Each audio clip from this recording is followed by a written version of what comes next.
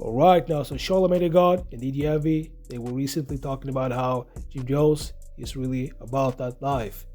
And they were talking about an incident when Jim Jones and his goonies, they catch Mano, and they wanted to actually snatch his chain. And they're saying that Cameron, he needs to be careful. So, we're going to take a listen to exactly what DDMV and Charlamagne had to say about this. Check it out. In the club with Mano, Jim tried to run down, you backed everybody up. No. So we were all in the club, right? And this is like Mano was the bad boy back in the day, like running around threatening everybody. So it was Mano. Mano had three, and it was me and a friend of mine. We were all at Mano's table. We always used to go out with each other all the time.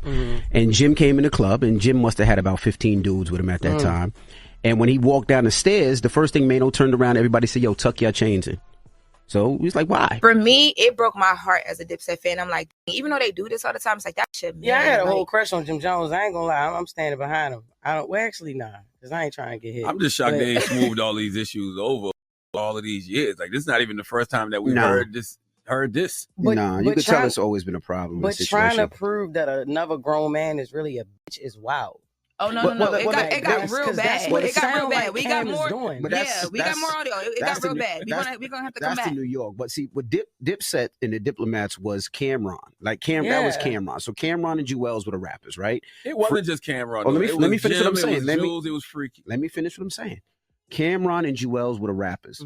Freaky Zeke and Jim Jones was the muscle, right? That's what it was. If you say something about Cam, Jim Jones is popping up at the radio station with 30 people outside. That's how it was. Jim started to rap after that. But Diplomats was all of those four brothers. But Cam was the rapper. Juelz was the rapper. Jim started to rap late. Jim was more the muscle. Jim was the one that was outside. He was the one that was getting the troops. So that was Diplomats. That's very how that important. whole thing was very important. He was the one that was running around in the clubs, not just the bougie clubs, the dirty clubs, the dirty strip clubs with that flag, making DJs play it. And if anybody violated, he was the one that was sending the movement. And that's how the Diplomats thing started. So it's strange. So it's strange to hear Cam act like it wasn't real. Come at this man, that's wild.